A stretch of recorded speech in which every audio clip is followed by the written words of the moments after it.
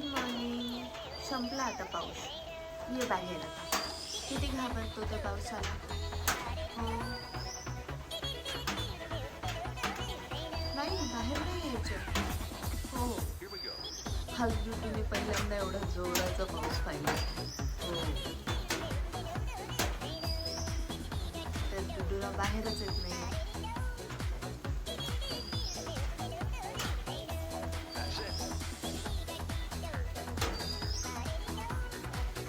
Hello दुडू, इकडून ये बरं. तुझ्या खिडकीतून ये.